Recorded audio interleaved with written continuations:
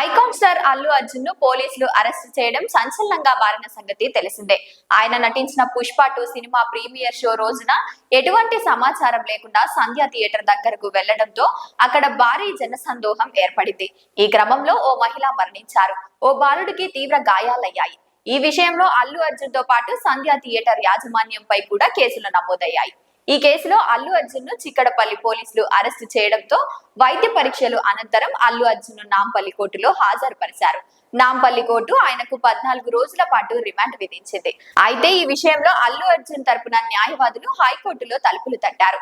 ఎట్టకేలకు హైకోర్టులో అల్లు అర్జున్ కు బెయిల్ మంజూరు చేసింది. 4 వారాలు మధ్యంతర బెయిల్ తో పాటు 50,000 పూచీకత్తుతో పర్సనల్ బాండ్ మీద అల్లు అర్జున్ ను విడుదల చేయడం జరిగింది. అల్లు అర్జున్ విడుదల కావడంతో యావత్ తెలుగు ఇండస్ట్రీ మొత్తం కూడా ఆయన ఇంటికి తరలివచ్చి ఆయన్ను పరామర్శించింది. ఇదిలా ఉంటే అల్లు అర్జున్ అరెస్ట్ గురించి నటి కస్తూరి షాకింగ్ కామెంట్స్ చేశారు. ఆమె ఓ యూట్యూబ్ ఛానల్ కు ఇంటర్వ్యూలలో మాట్లాడుతూ జైలులో ఎలా ఉంటుందో వివరించారు.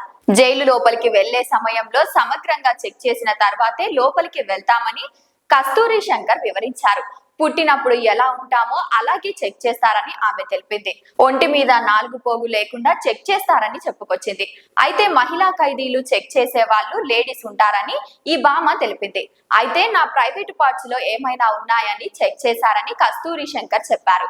3 సార్లు గుంజీలు తీయిస్తారని చెప్పుకొచ్చారు. జైలు కింద పడుకోవాలని ఆమె తెలిపారు. అల్లు అర్జున్ కు సైతం ఇదే జరిగి ఉంటుందని ఆమె తెలిపింది. అల్లు అర్జున్ కూడా మొత్తం న్యూడ్ ఉంచి చెక్ చేసి ఉంటారని అనుకుంటున్నారు. అలాగే అతన్ని ఫోటో తీసి నంబర్ కూడా ఇచ్చుంటారని అంటుంది.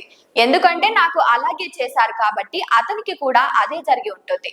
అసలు అక్కడ తప్పు చేశారా లేదా అని పట్టించుకోకుండా ప్రస్తావిస్తారని చెప్పుకొచ్చింది. రిమాండ్ ఖైదీ ఎవరికైనా ప్రాసెస్ ఇలానే ఉంటుందని కస్తూరి శంకర్ చెప్పుకొచ్చింది. ప్రస్తుతం దీనికి సంబంధించిన వీడియో నెట్టింట వైరల్ గా మారింది.